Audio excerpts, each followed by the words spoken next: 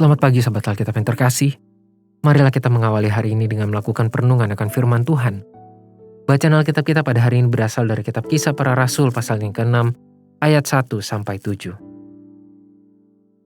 Pada masa itu ketika jumlah murid makin bertambah, timbullah sungut-sungut di antara orang-orang Yahudi yang berbahasa Yunani terhadap orang-orang Ibrani.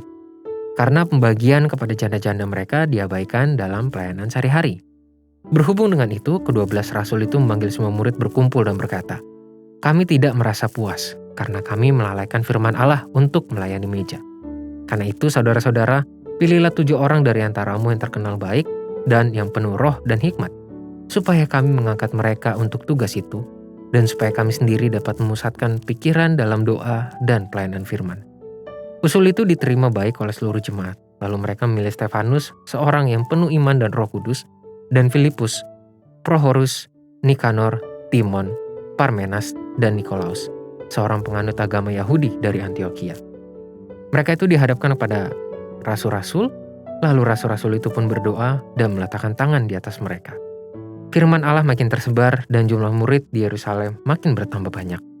Juga sejumlah besar imam menyerahkan diri dan percaya. Salah satu kebutuhan dalam diri seorang manusia adalah kepuasan atas pencapaian atau prestasi hidup. Seseorang perlu merasa yakin bahwa ia telah mampu melakukan sesuatu yang bernilai bagi dirinya, selain kemudian juga mendapatkan pengakuan dari orang lain di sekitarnya atas pencapaian yang telah ia lakukan tadi. Namun persoalan lain juga dapat muncul ketika seseorang justru merasa cepat puas atas dirinya sendiri. Melalui sikap kritis terhadap hal ini, kita tidak sedang diajar untuk selalu merasa kurang, melainkan sedang diajak untuk selalu terbuka pada pembenahan diri sendiri menjadi pribadi yang terus berkembang. Hal itulah yang muncul dalam bacaan Alkitab pada hari ini. Di tengah perkembangan komunitas murid Yesus Kristus, ternyata muncul sebuah masalah yang cukup mengganggu kehidupan bersama. Secara spesifik, masalah tersebut adalah perihal proses pembagian di antara jemaat. Secara kebudayaan, ternyata jemaat di Yerusalem berasal dari 2 kelompok besar, yakni orang-orang Yahudi yang berbahasa Yunani dan mereka yang adalah orang-orang Ibrani. Entah apa yang terjadi dalam sistem pembagian pelayanan terhadap para janda dari kedua kelompok budaya tersebut. Ternyata tercipta ketidakadilan atau ketimpangan di dalamnya. Orang-orang yang berbahasa Yunani memberikan protes kepada para rasul atas ketidakadilan itu. Hal yang patut diapresiasi adalah sikap dari para rasul terhadap protes itu.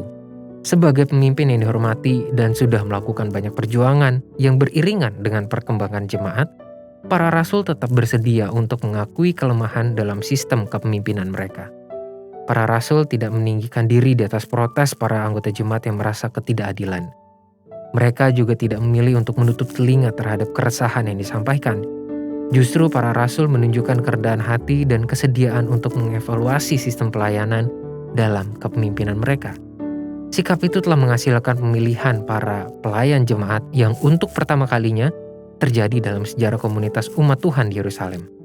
Sikap para rasul itu pula yang menciptakan sistem pelayanan yang jauh lebih efektif untuk mengoptimalkan kehidupan berjemaat yang tentu akan semakin mengiringi laju pertumbuhan dan perkembangan jemaat itu sendiri.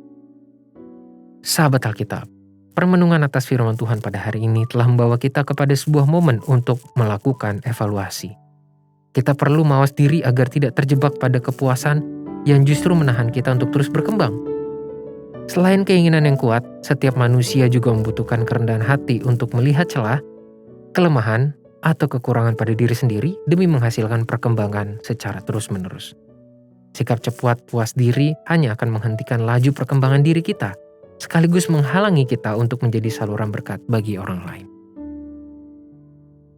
Marilah kita berdoa.